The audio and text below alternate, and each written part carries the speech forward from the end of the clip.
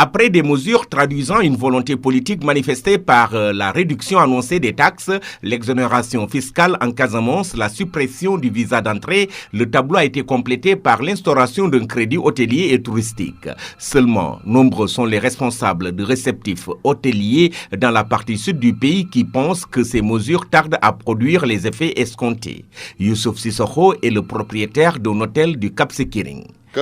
Cette belle région, vous avez vu la Casamance, c'est tellement beau et c'est touristique.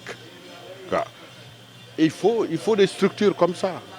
Et vous avez vu le nombre de personnes aujourd'hui qui travaillent dans l'hôtel Cisco Centre.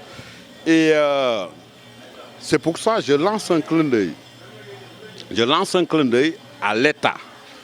C'est-à-dire que des initiatives comme ça doivent être accompagnées pleinement.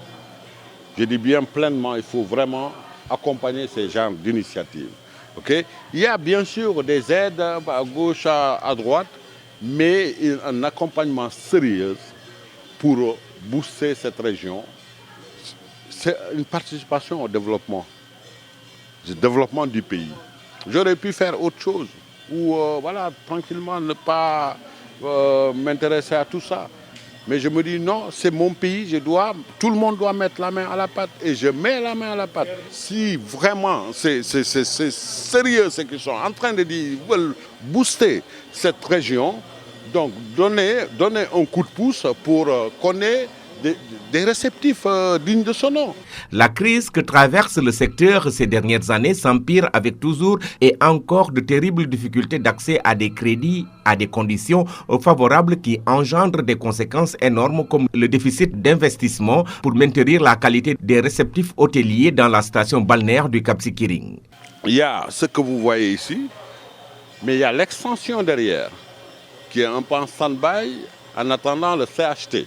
Les crédits hôteliers, ça fait des années que ça traîne et que je trouve que ce n'est pas normal. Quand on est dans des initiatives comme ça et qu'il y a du concret, c'est du terre à terre. Moi, j'invente rien, les choses sont là, c'est du concret. Donc, ces genres de choses, ces genres d'initiatives, il faut rapidement les accompagner. Au crédit hôtelier qui est toujours en suspens, on dit c'est accordé, mais ça ne bouge pas. C'est extraordinaire. Vous n'êtes pas bénéficiaire? Ben si, bien sûr, mais c'est toujours pas là. Ah oui. Ouais, c'est toujours en stand-by. Ça, c'est des freins, en fait, au développement.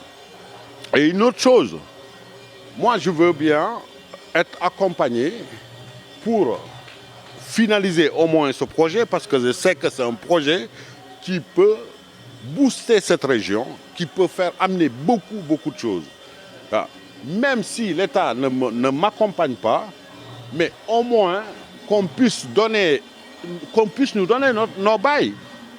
Je veux dire, un établissement comme ça, ça fait depuis 2012 que j'ai déposé pour le bail et je ne l'ai toujours pas. Le bail, je ne l'ai toujours pas. Et la dernière fois que j'ai fait une demande de crédit à la banque, ils me demandent le bail. J'ai dit, ok, bon, moi j'ai déposé le bail, mais je vais aller le chercher. Mais la demande n'a même jamais bougé de Ziguinchor. C'était au fond du tiroir. Donc il faut tout reprendre. Imagine, depuis 2012, on est en 2023 aujourd'hui. C'est extraordinaire. Et les banques ne jouent pas le jeu.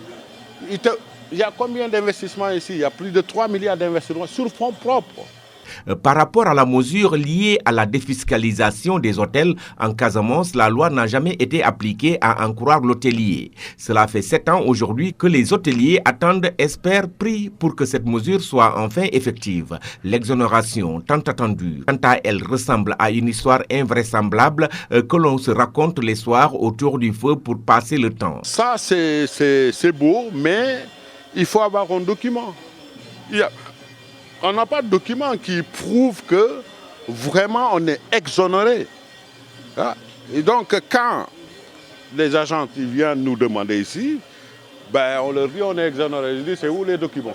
Le décret censé attirer de nouveaux investisseurs et soulager les actuels propriétaires continue de dormir dans les tiroirs de l'administration. Ces derniers, qui n'ont aucune réponse à donner sur le retard de la mise en application, se renvoient tous la balle. Ministère du Tourisme, Impôts et Domaines, Chambre de commerce. Personne n'est au courant de rien, comme si cette loi était sortie tout droit de l'imaginaire des acteurs du tourisme. La colère de ces acteurs du tourisme est compréhensible, car après avoir gardé le cap malgré l'absence de clients pendant les années de troubles en Casamance, ils pensaient voir enfin le bout du tunnel avec cette exonération.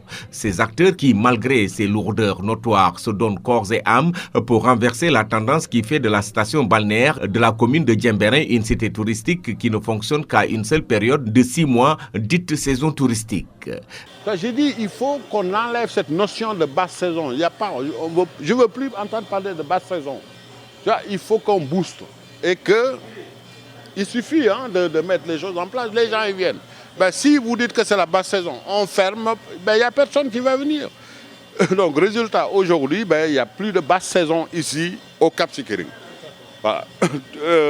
En ce moment, c'est la haute saison. Et soi-disant, octobre, la saison démarre, ben nous, on est déjà dans la saison. Ça marche, il n'y a pas de problème. Le Sénégal veut plus de touristes au Cap Skirring et à Ziguinchor. Il a procédé à la réhabilitation de l'aéroport de la cité balnéaire du Cap Skirring. Objectif, aider le secteur touristique à attirer plus de visiteurs. Seulement, force est de reconnaître qu'il y a beaucoup de promesses tenues et pas encore respectées pour une santé réelle de ce secteur vital qui est le tourisme.